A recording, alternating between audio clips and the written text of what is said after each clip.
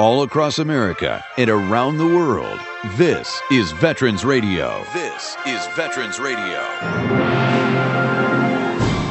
And now, your host for today's program, Dale Throneberry. And welcome to Veterans Radio. My name is Dale Throneberry, a CW2 helicopter pilot in Vietnam, 1969.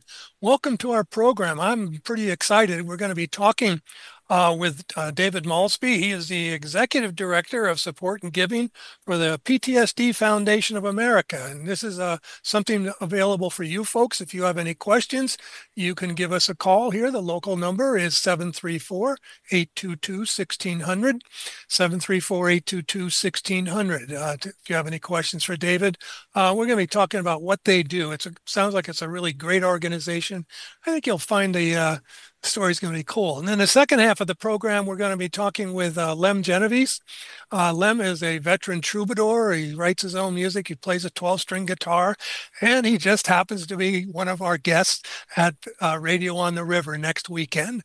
So let me talk a little bit about that. I'll get that out of the way right now. So our fourth annual Radio on the River fundraiser is coming up next Sunday. That's September 28th, running from 1 to 5 p.m. out at Freedom River. Up in Pinckney. And for more information on Freedom River, you can go to freedomriver.org.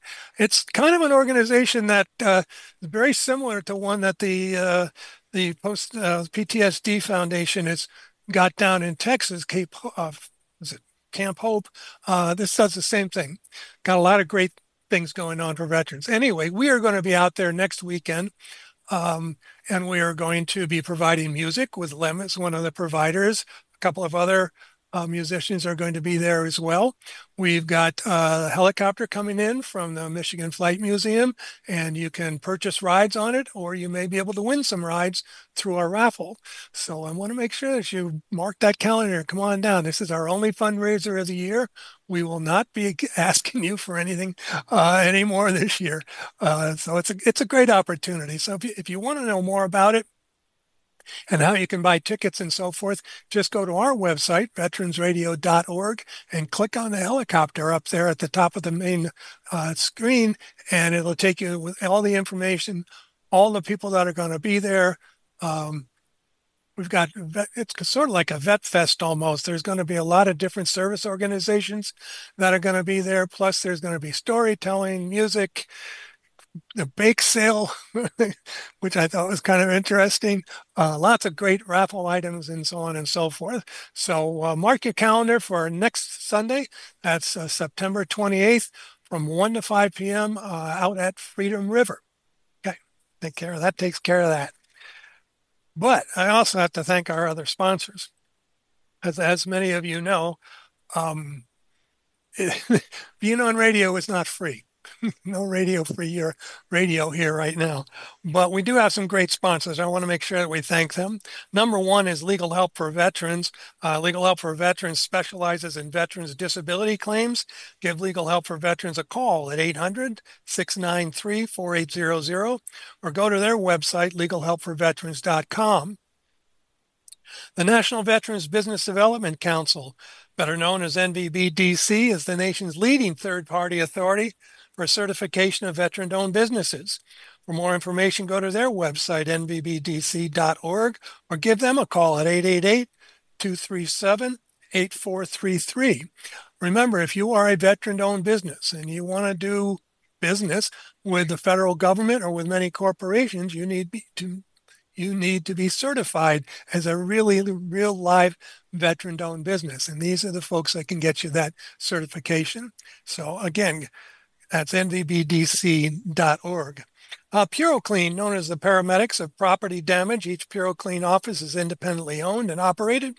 In fact, PuroCleaner is one of the nation's leading restoration franchise networks. As a matter of fact, they give a 25% off their franchise fee for all veterans. Pretty good deal. So for more information, go to puroclean.com.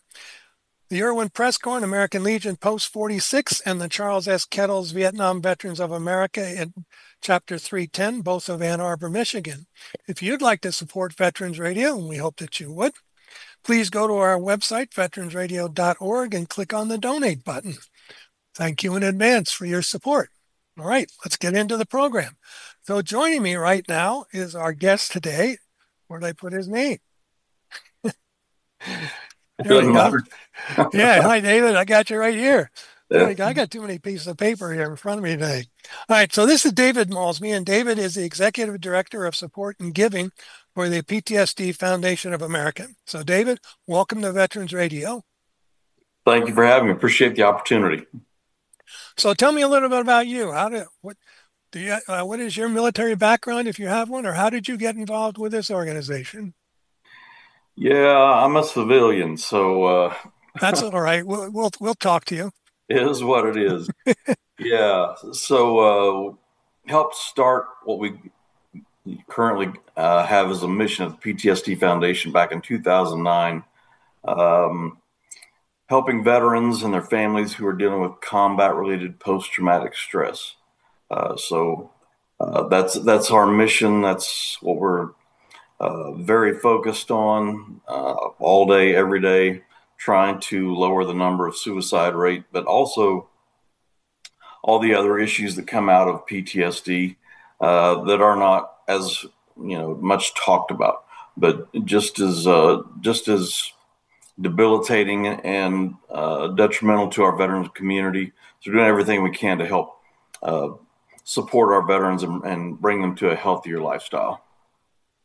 Well, and there's a lot of great organizations that are out there trying to help veterans as much as they can. The number at one time was 22 a day of veterans. I think that number is probably realistically probably higher than that. But I think what you're trying to do, and let's go back, and I want to take some stuff off of your website a little bit, Dave, if you don't mind, Sure. just to describe what post-traumatic stress really is. And I thought this was kind of interesting. It says post-traumatic, I don't use the D, so we'll just go from there. Post-traumatic stress is a psychiatric disorder that can occur following the experience or witnessing of a life-threatening events such as military combat, national disasters, terror incidents, serious accidents, or physical or sexual assault in adulthood or childhood. Most survivors of trauma return to normal given a bit of time. People who suffer from post-traumatic stress often relive the experience through nightmares and flashbacks, have difficulty sleeping, and feel detached or estranged. And these symptoms can be severe enough and last long enough to significantly impair a person's daily life. That's the line right there, I think, is that, it can significantly affect a person's daily life. And also the thing that comes down to is a post-traumatic stress is not just a military thing. Anybody can experience a traumatic event in their life, whether it's physical, if you get yourself blown up or get shot, or you witnessed any of those things, or you are assaulted, or you witness an accident. Even there's so many people out there that are affected by post-traumatic stress, and as you point out in your even in your bio, that many people aren't even aware of it, or they don't seek treatment. Could you kind of talk about that a little bit with your audience? Sure. But let me go. You started off talking about the 22 number. A few years ago, Operation Deep Dive, it was a study done funded by a nonprofit, but basically carried out by Duke University and the University of Alabama. What they did is they studied every single death record of a 5-year period for 8 different states. And it's like from Florida up and around the coast to, I think, Michigan, but 8 different states, 5 years, which, that just the thought of that's a lot of death records to go through. Yeah. But their result came back was if what's true in those 8 states is true in all 50 states, the truth is we're losing up to 44 veterans every single day. And that's suicide, it's addiction, overdose, and sometimes it's kind of difficult to define which is which. But whichever, it's all preventable. So according to, again, over a 5-year period in 8 states. That's 44 every single day. No one, and certainly no one listening to this show, is okay with that. So we have to do something about that. Now, as far as post-traumatic stress, yes, that can happen to anybody. And, if you've lived a minute and you're listening to this show, you have experienced trauma at some point in time in your life. And that can lead to post-traumatic stress. It doesn't always, but it certainly can. In our little niche of the world, and by the way, I don't know if we'll talk about this later on in the show, but we are the PTSD Foundation of America, and we certainly realize what our name is and what that implies. Currently, our niche is combat-related post-traumatic stress, but our goal is to be able to expand our bandwidth and to be able to serve anyone and everyone who's dealing with post-traumatic stress. And anyone can. And it can result, again, as some of the things you listed, it can result from any trauma experienced. But we are currently dealing with combat-related post-traumatic stress. That is someone who's been in combat. They've experienced that, blown up, shot at, whatever the circumstances may be. And we're also dealing with their families and supporting their families. But it is currently a very niche organization. Our mission and our DNA is peer-to-peer. And that's what we want to continue to grow and expand on as an organization. Take the peer-to-peer model and, the shared experience model and take that to every corner of the world and every type of trauma.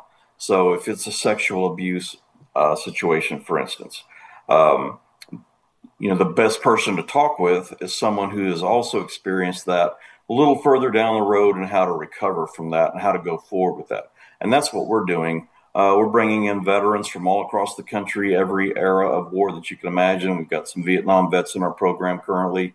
But they are learning from other veterans who've come through the program and learned some coping skills, learned, some tools in the toolbox, some grounding skills, understanding what post-traumatic stress has done to their brain.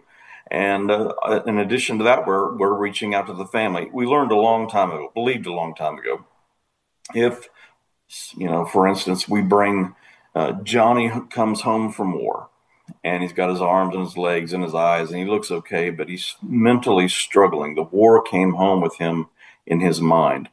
If we're going to help Johnny, we have to also help his family, because if we don't help his family understand what happened and what happened in the rewiring of their brain during combat and during that trauma, then we're not setting Johnny up for long-term success.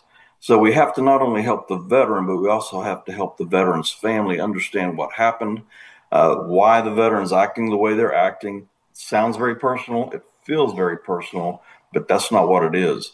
So we have to help the families as well. So that's currently what we're doing. And again, we hope to be able to expand and grow as we grow our support base and our bandwidth to support any kind of trauma. Well, it's where did you guys begin? How did you get started? Let's put it that way. Where did you guys come from?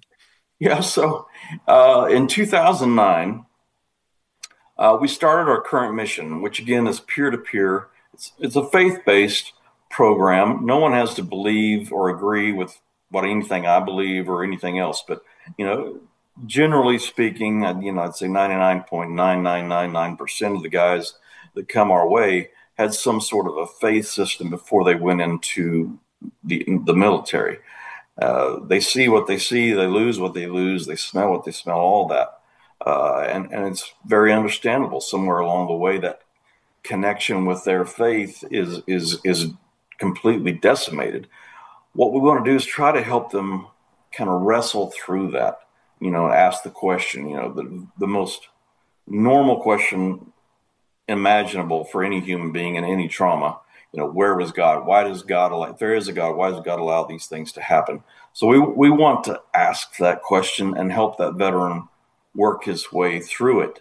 We're not here to answer that for them, but we do want to make sure that they work their way through it. Because if you don't settle that, you're really not going to get the full um, new life, new view on life going forward that you possibly can. We want you to experience the very best life you possibly can. But we started hitting the streets in 2009, just in Houston, Texas, meeting a lot of homeless veterans. The statistic at the time was 1 out of every 3 adult homeless persons was a military veteran. Again, we're talking about 2009, so we're still in the height of our post 9/11 global war on terrorism. So we are kind of took the position with, if this is going to continue, there aren't going to be enough bridges in Houston to house all of our veterans who are becoming homeless after coming home. And that's what we were finding when I went downtown and started meeting with veterans. People kind of think, well, it's all the Vietnam guys. Well, no, it wasn't. These guys were 23, 24, 25 years old. They had just stepped out of Iraq or Afghanistan, maybe a year prior, and they're already homeless. How does that happen? So we were trying to meet them in the streets. What's going on? Where are you at? Why are you here? And how can we help you move forward? So that was kind of the genesis of what has now become, what we do in the Camp Hope program that we have that we opened in 2012. But that's how it started, just meeting homeless veterans in 2009, and how can we help you move to a better place? Yeah, I was just thinking as you were mentioning that, Dave, about how, when you're in a combat situation and you see people getting shot and blown up and all these other things, and you do start questioning your religious backgrounds and religious beliefs. And I was talking to somebody a couple of weeks ago about Tim O'Brien, and Tim O'Brien, who wrote the book "The Things That You Carried," and he said, he says that it wasn't that we lost our religion and lost our faith and so forth. It's just that we lost our moral compass. We didn't, all of these things that we saw and we witnessed, we weren't supposed to see and witness those things. And that is what really affected so many veterans, is that all of their, I don't know, their building blocks of their life, suddenly many of them were taken away, and now they have to kind of reinvent themselves in some cases. And it sounds like that's what your organization is doing. In reading your biography, I saw that you had been involved in the ministry before, maybe still. I don't know. Is that where you came in from? Yeah, it is. But the whole the faith issue and the moral, and you talked about that moral compass. So I think about some of the guys that we've dealt with through the years. 18 years old when their boots hit the ground, and all they had known was Friday night light football in Texas and grandma dragging them to church on Sunday, but they had this basic moral ideal in life. And we as Americans, we value life, and particularly, the whole idea of protecting women and children. We do that at all cost. Well, you take somebody like that who's 18 years old, and that's all they've ever known, and then they land in Afghanistan where people are willing to set their children on fire in front of a U.S. compound because they knew the U.S. soldiers and service members would bring that child in to care for them and bring the parent in with them. And that gave them opportunity to wreak havoc within an American compound. When someone, 18, I don't know how I would deal with that. 18 was a long time ago for me. Yeah. You take an 18-year-old kid and they're watching that and they say there's literally no value. There's no sacredness to life and to the life of your child. How do you cope with that as an 18-year-old kid? War is what it is. But you take something like that, where people are doing something like that to their spouses, to their children. It's a moral dilemma that a lot of our veterans really, really struggled with. Like war is one thing. Losing somebody in combat is a horrific thing. But watching what they were doing to their own is really what we see an awful lot of those who come to our programs. they're really struggling with that. It's that complete moral breakdown. There are no morals, and that's Yeah. what we're dealing with quite often. I think I have to admire what you guys do in trying to rebuild that moral safety net that we all have. I want to make sure we get into talking about what your organization has done. We're talking with David Maulsby here. The organization is PTSD Foundation of America, and they're out of Houston, Texas. And down there, they have built a place called Camp Hope. And I'm like, tell us all about that. That sounded really cool to me. Yeah, we opened it in 2012. It was a very primitive version of what we have today, but we've served over 2,300 vets who've called Camp Hope home for some period of time since we opened in 2012. Um, we're bringing veterans in again from every era of war. We've had a number of Vietnam veterans and everything from that point up to, what's going on or has gone on in Iraq and Afghanistan. Of course, places around the world that people never knew we were there. But we're bringing them in. We're dealing with them on a very concerted effort to change the trajectory of their life. So our program is designed to be about 6 to 9 months in length. It is not a short program. And if you take someone, whether they've been self-medicating as a Vietnam vet, for 50 plus years, which we've had a number of those, but even today, someone comes in, they've been self-medicating for more than a decade. Common sense tells you that a weekend or a week long or a 2 week long program is probably not going to be sufficient for changing the trajectory of their life. And that's what we're all about. So it's all day, every day. It's a very intensive program. Again, it is peer to peer. It is enhanced by the fact that we have licensed clinical counselors that every veteran in our program sees at least once a week. Some of our veterans see them multiple times a week because of multitude of issues that they are dealing with. Some are in our program for up to 2 years. Again, it's very intensive. It's very personalized. It's all day, every day.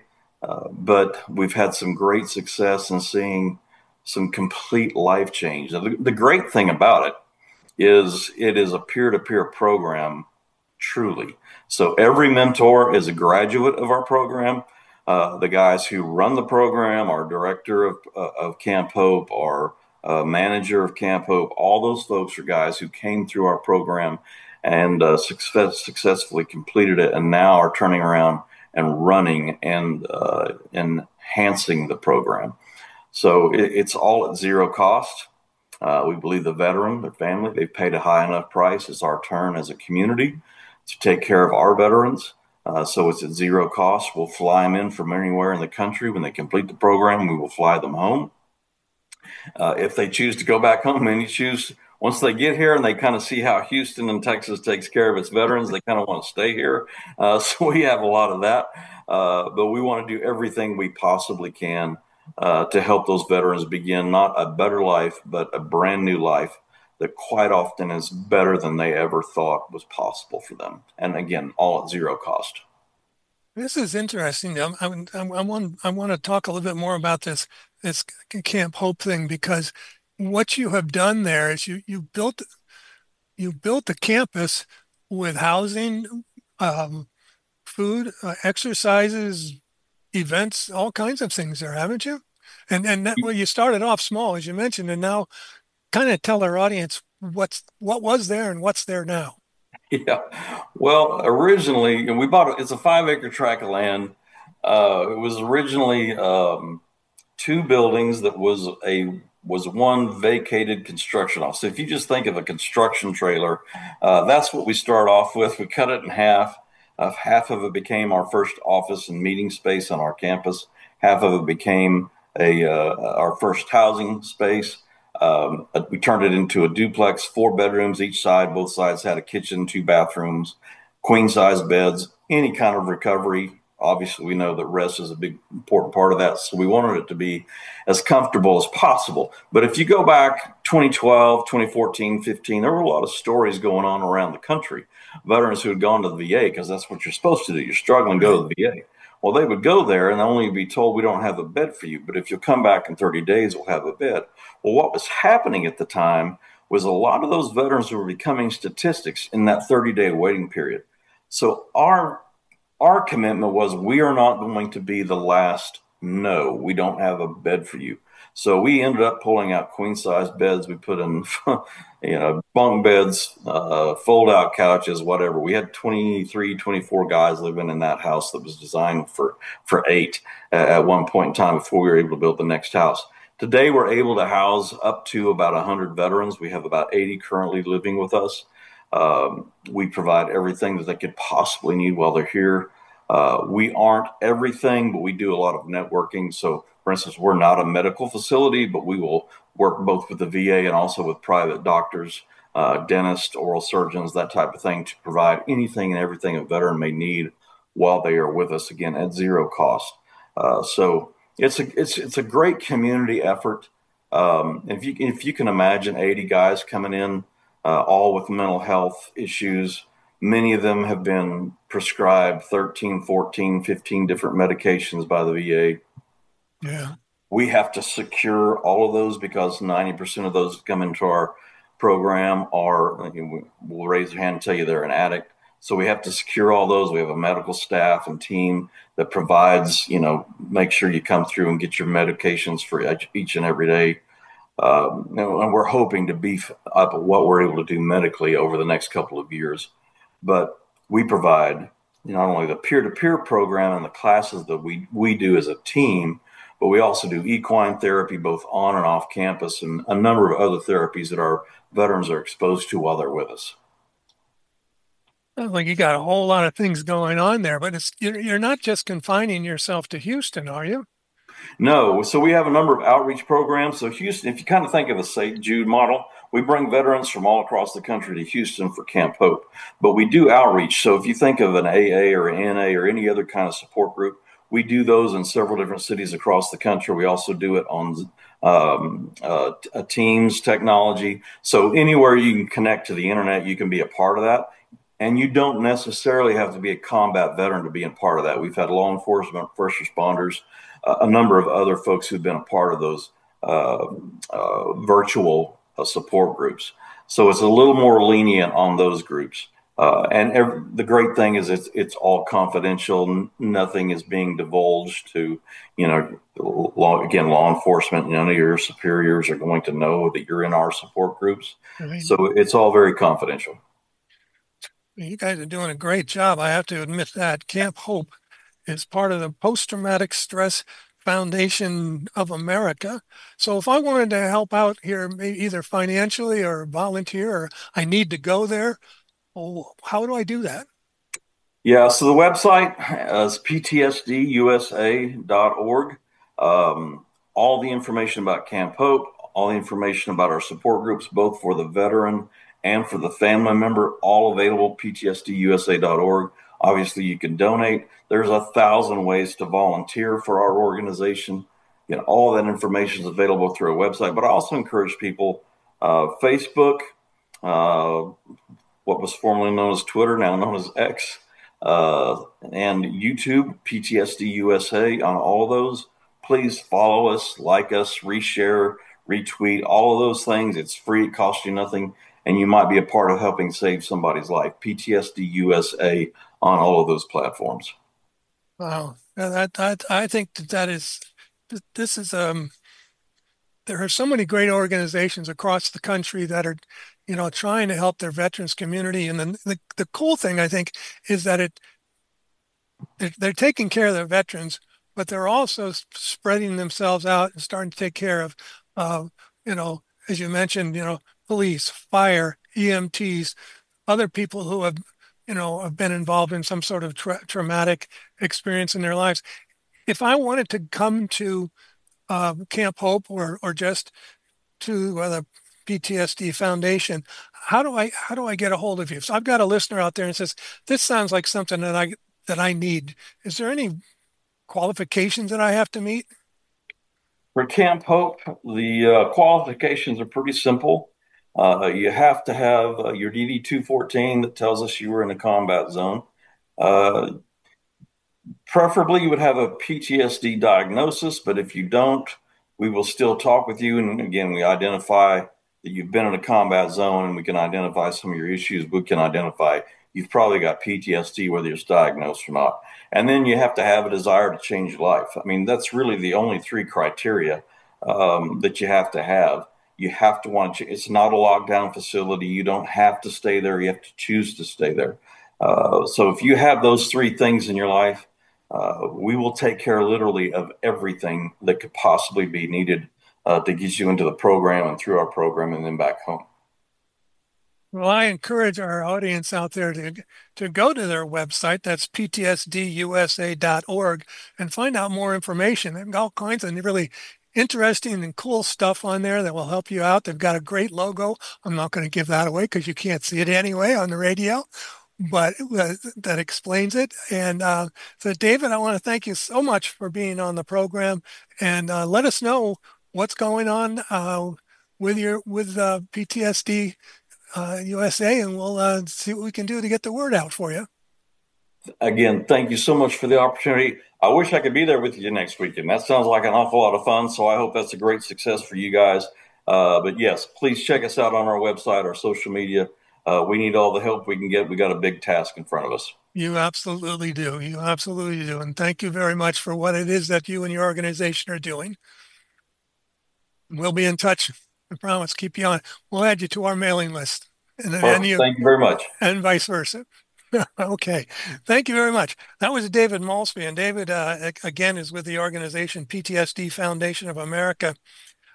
You guys that are listening, that are struggling and can't figure out where to go for help, this is another organization that maybe if you can get yourself up there where you need to be and actually reach out for some assistance, here's a good place to start.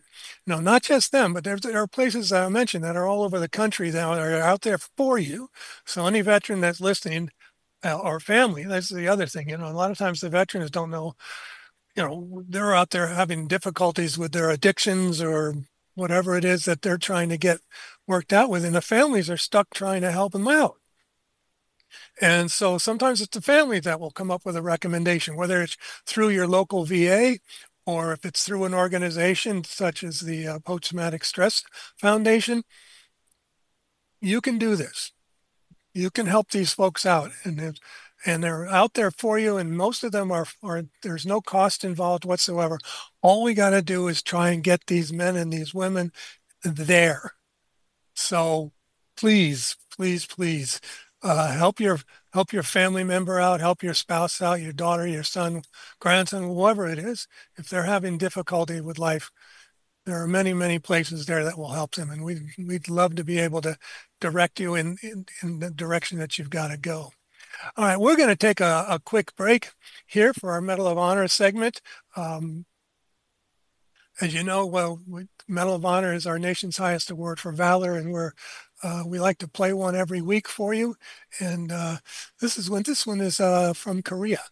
So here we go. We'll be right back. The Medal of Honor is the highest award for valor in combat given a member of the Armed Forces of the United States. There have been over 3,400 recipients of the nation's highest award.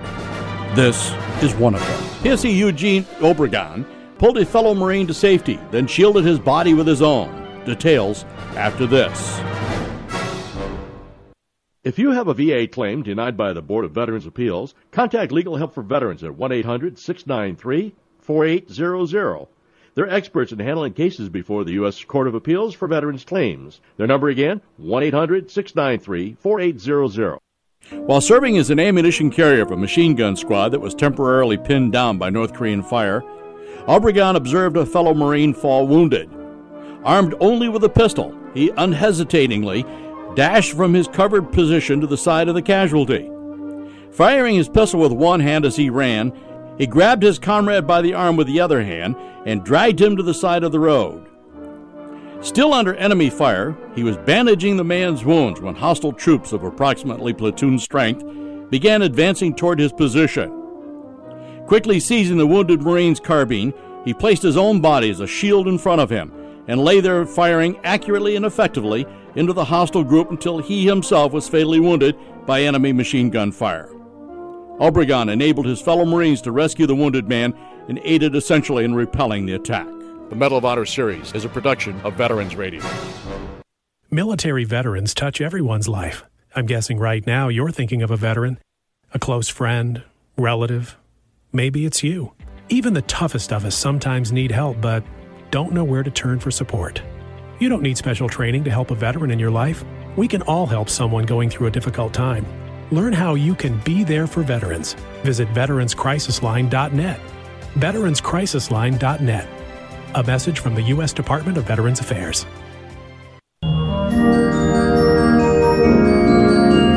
We're back here on Veterans Radio, and I'm waiting for my next guest to arrive. But this is Lem Genovese. Lem, as I mentioned to the Veteran Troubadour, is going to be one of the performers at our Radio on the River. So here's my next plug for Radio on the River, is that we've got a lot of great people that are going to be there. As I mentioned, we've got Lem, we've got Wayne Deloria. Wayne is a local solo guitarist and vocalist. He's going to be performing, and his music is cool too. He kind of he plays music like the Beatles, Elton John, Kingston Trio, Willie Nelson, Jimmy Buffett, and all those other things. I think he's got obviously a lot of talent. Then we're going to have the Rust Belt Revival Band from Milan, Michigan, and they're going to be playing the classics they do like John Mellencamp, Pink Floyd, Neil Young, Prince, and so forth. So this is just going to be part of our entertainment. And we're looking forward to having all of that there. The other person that we're going to have there is Phil Marshall. And Phil Marshall is an author, helicopter pilot, and he's written a number of books about helicopter rescues in Vietnam. He was a medevac pilot there, and he's going to be our featured speaker at Radio on the River. So I would invite you to come out for that. I think it's going to be kind of fun to just, they have all this musical talent is going to be there. And, storytelling, as I mentioned before, there's all kinds of veteran service organizations are going to be there. I think that you're going to be able to pick up a lot of great information. So we've got music, we've got that, we have food.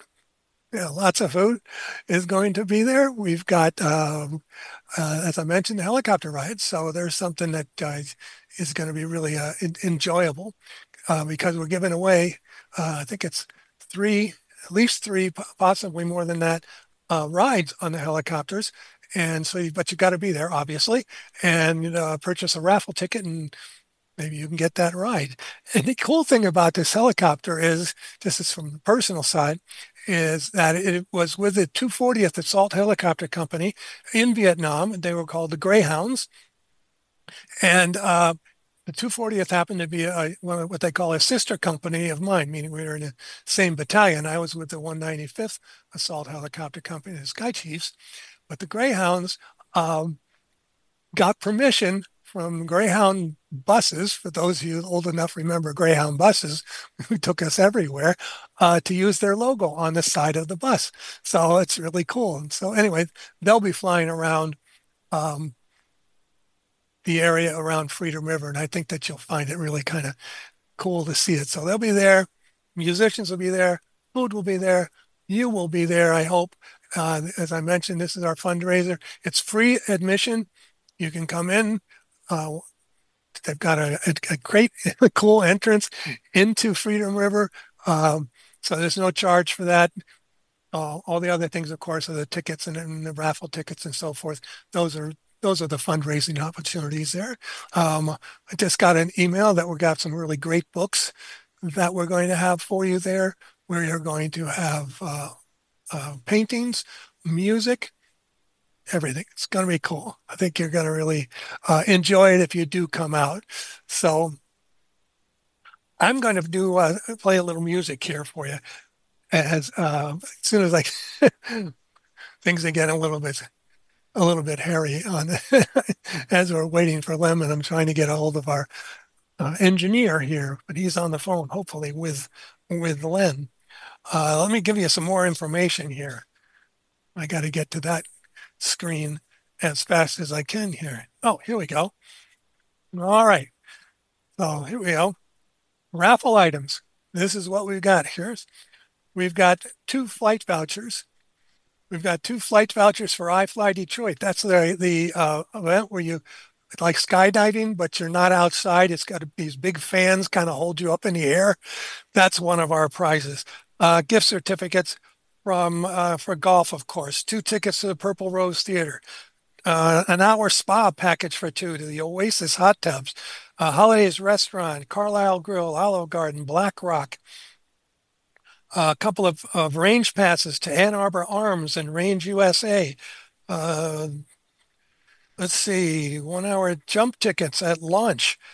And our Outback Steakhouse, P.F. Chang's, Zingerman's, 2 tickets to upcoming U of M Wisconsin football game, $500 gift certificate from the Yankee Air Museum to be used. You can get on the flights of, they got the B-25 out there. They have a Huey's, B-17 as well. 1 night stay. This is kind of one of the big ones. 1 night stay at the Bavarian Inn Lodge in Frankenbooth, Michigan, and water park, which I thought was kind of fun. So there's all kinds of things, and we're not done. We're out there still trying to collect as many of these raffle items as we can. And if you have something that you would like to contribute, let me know. Send me an email to dale@veteransradio.org. All righty. So as I said, I'm going to start with this song. This is a song by Lem. He's on the phone, so we're going to play a little bit of his this particular song. And then when this is called 6 Lazary Lane, and I'm going to play a little bit of it. When we come back, we're going to be talking with Lem. So here we go.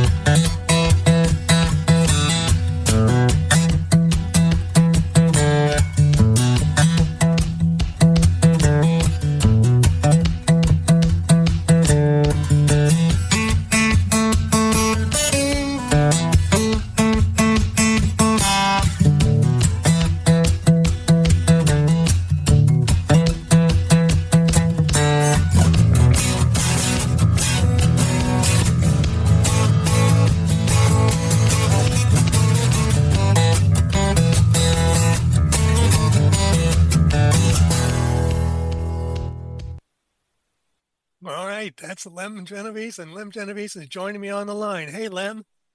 Live and direct from La Crosse, Wisconsin. Yeah. What's going on? Well, waiting on you, and finally got the phone contacts straight through, so we're good to go. Okay, so that's why we wanted to play your song coming in there. Appreciate it.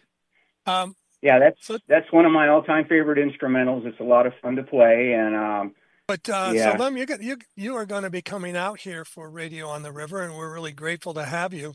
It's an honor. It's an honor to do it because this was the 10th year anniversary. You guys have been going for a decade. Well, we've been going for 22 years. Yeah, there you go. My bad. 2 decades. 2 decades. Sneaks up on you. Sneaks up on you. We were really young when we started. Yeah, it's a lot of water under that bridge. Yeah, that's for sure. Speaking of water, Lem was is a Vietnam veteran songwriter. Yep. And he served down in the Mekong Delta where there was a lot of water. Yeah. Yeah, we refer to it as the 5 fingers because if you look at the map of South Vietnam and 4 Corps, south of Saigon, you'll see 5 major fingers reaching the South China Sea. Vinh Long is between your 3rd finger and your bird finger. Okay. Can To's a little bit north of that, so it made it real easy to, if you were at the right altitude, to figure out exactly where you were just by the major tributaries of the Delta. And I still remember the sunset. I still remember the sunsets and the sunrises, which because of the different layers of dust were completely different. To me, it was some of the most spectacular sunsets and sunrises I've ever seen in my life. And were, because Vietnam itself is actually a very beautiful country. Yep. And the other thing most people don't remember was that the Delta had teak forest groves before we got there. We sprayed some of them, but I would love to find out from somebody if they've come back because Vietnam used to have a major teak industry prior to World War II. Yeah. Yeah, we did some damage to a lot of those things. Yeah. So tell me about, all right, so that was Lazarus Lane. I've got a couple of songs that I thought we might take a look at. One was called 8 Mile Aisle. Yeah, that's the one that's my homage to Jimmy Buffett. God rest his soul. He really inspired me. My first wife and I were lucky enough to go down to Key West a couple of times. And I'll give you a quick story. So I'm trying to write lyrics for it because I had this chord progression for years and could never find anything that was right for it. And so I'm thumbing through the yellow pages of Key West, Florida, and one of the attorneys at law firms said, "Come down on vacation and return on probation." And I thought, well, I got to put that in the song. And then, as God is my witness, the very first line is, let's see, something like, under the shade of the shoreline cabana, 90 miles north from the streets of Havana, which is absolutely true. Key West is 90 nautical miles from Havana, Cuba. And then we were at this little place right on the beach, and we were sitting under a veranda, and you'll never believe that the waitress's name was Miranda. So, I was blessed with several couplets that just lyrically flowed into my life as a gift. I think I wrote that thing in it's one of the few songs I've ever written that took me less than an hour and a half to write. This is a party song.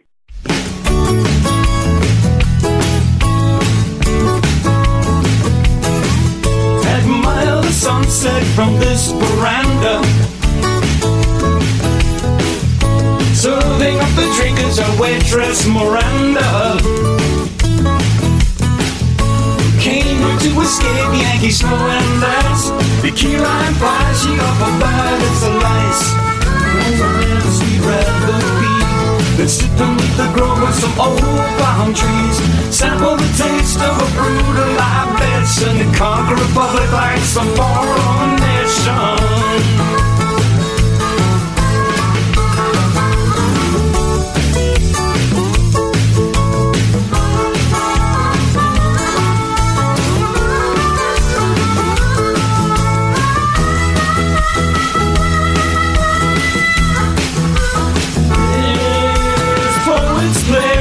And pirates too. Evil Papa Hemingway paid his dues. Jim Buffett made a living from this place. The music band that put a smile on your face. Under the shade of the shoreline cabana, 90 miles north from the streets of Havana, where you go to vacation, return on probation, under the spell of this Caribbean breeze. Honey, we develop the keys to disease. Honey, we develop the keys to disease.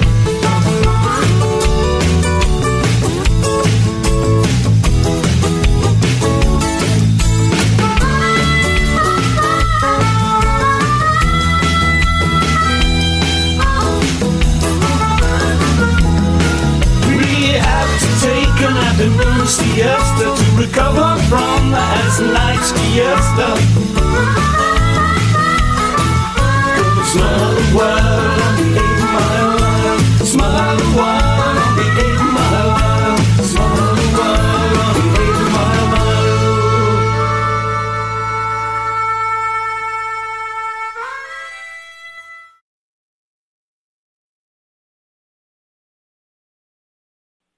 Okay, that was just another sample of some of the music that you're going to hear if you come out to Radio on the River next Sunday, the 28th of September from 1 to 5 p.m. at Freedom River. So, I think it's going to be fun. I hope. Looking forward to it. I know you are. I'm hoping that under my name or above it, they put geriatric funk and grooving, because that's what I do. Well, you're going to have a lot of opportunity to introduce yourself to our followers, and hopefully they'll become new followers of yours. Yeah, I will be bringing some CDs. Hopefully, if people don't mind, I can peddle them at a very reasonable rate, because I don't believe in making too much money off of stuff. In fact, both of the CDs I've done, I've lost money producing them, but hey, it's just, it's like a gift or a business card. Right? It's all good. It's all good. It is. That's the point. Yep. So many of you musicians, you put your heart and soul into your songs, and don't get a whole lot of reward for it sometimes. But I think that good, you. I'm anxious for people to hear you because you play. What do you play? You play 6-string, 12-string, and baritone. And baritone, the growly one that we, yep. that we'll hear next week as well. Yeah. So I think that's kind of cool too. Yep. Some of your other songs, I got 3 minutes left. The guy tells me here. Okay. So we got to tell me about the Elegy of the Fallen. Elegy for the Fallen. Believe it or not, I started writing that the night before the ground war started in Desert Storm, and I didn't complete it until I got my 12-string several months later. But I've always felt that taps was too short, and Gold Star families deserve better than just taps. And so I really thought about people I've lost either to suicide or in combat, and their families, that they deserve something that was uplifting and at the same time kind of evocative of what their loved ones went through and how they are trying to cope with the loss of their loved ones. So this is Elegy for the Fallen, was really written for a 12-string, and I'm blessed to have one that's an absolute canon. And so you'll get to hear it live. I've actually added a few parts to it to make it flow a little better. And I actually think I'm playing it better now than I did when I recorded it. So this is Elegy for the Fallen for Gold Star families. Okay. Let's hear this just for a bit. Sure.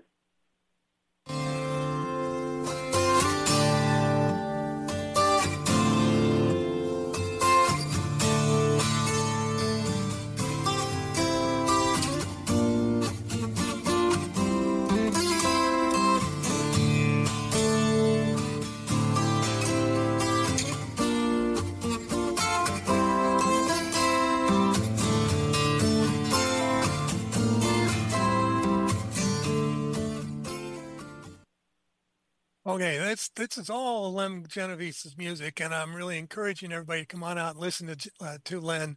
We're running out of time here right now, Len, so I want to say goodbye to you. No problem. Thanks very much. Thank you for doing what you do all these years, Dale. I just it's an honor to even get invited to perform, and really looking forward to taking the drive out there and giving the troops and the families some music I think they can identify with. Okay, I'll see you next Sunday. Thank you. You bet. All right. Take care. We're going to be getting out of here in 10. We got to go. God Bless America coming up. Until next week, you are dismissed.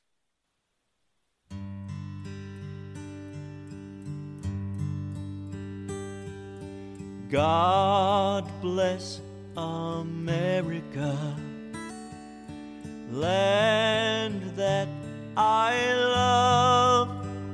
Stand beside her and guide her through the night with a light from above. From the mountains to the prairies to the oceans white with foam, God bless America, my home.